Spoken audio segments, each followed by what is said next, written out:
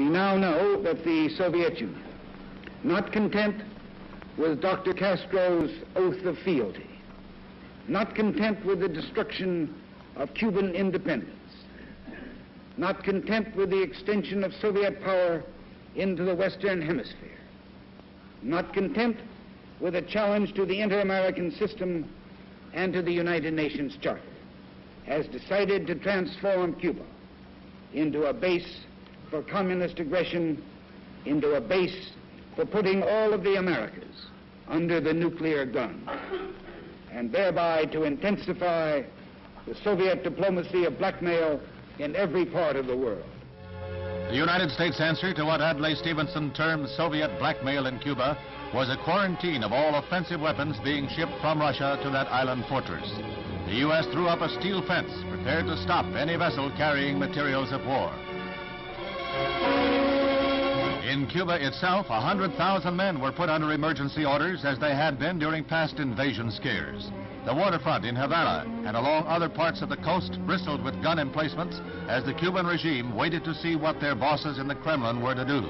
Cuba became the focus of world attention.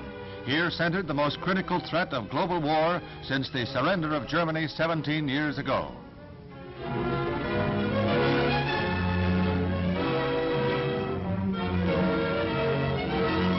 Castro has put every able-bodied man through military training. He has even armed some as young as 12 years of age, and authorities assembled thousands in cities and villages for patriotic rallies. As in the past, these rallies are designed to whip up hate of what Castro calls Yankee imperialistic warmongers. To suggestions that a UN team inspect missile sites, Castro said that they had better come ready for combat. He went on to call President Kennedy a pirate for setting up the quarantine.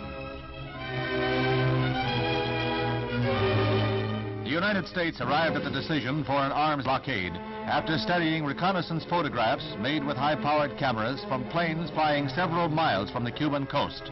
These cameras are described as capable of spotting a golf ball on a putting green from 40,000 feet. Literally thousands of pictures can be made on each flight by these planes, and they are studied by photo interpreters who are capable of analyzing details that an untrained eye would miss. Here, for example, is a medium-range ballistic missile base that has been labeled by these specialists. Suddenly, the veil is torn from the Russian secrets.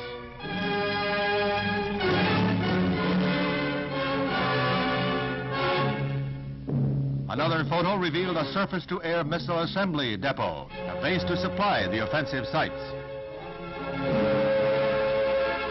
Russian technicians ripped through heavy jungle growth to carve out airstrips for high-performance MiG-21 jets, a plane easily capable of strikes far into the United States.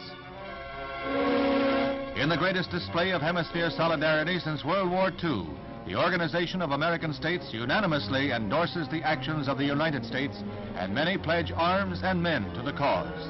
The vote is 20-0, with Cuba absent, commending the U.S. for its efforts to bring about the dismantling of the missile bases.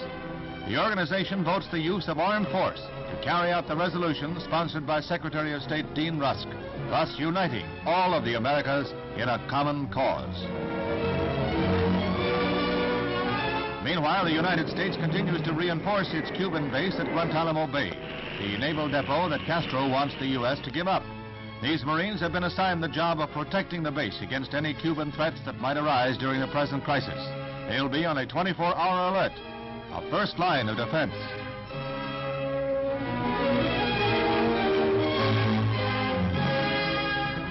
The United States went to the UN Security Council for a resolution calling for a withdrawal of all offensive weapons from Cuba. A delegation from the island heard UTANT call on both sides for a 3-week freeze, but the Secretary General was told that President Kennedy wants the missiles scrapped first. Valerian A. Zorin's boss, Khrushchev, proposed that the U.S. withdraw its vessels and he would stop shipments. President Kennedy's missile scrapping demand was his reply.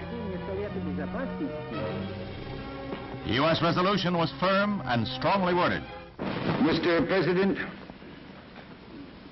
I am submitting today a resolution to the Security Council designed to find a way out of this calamitous situation.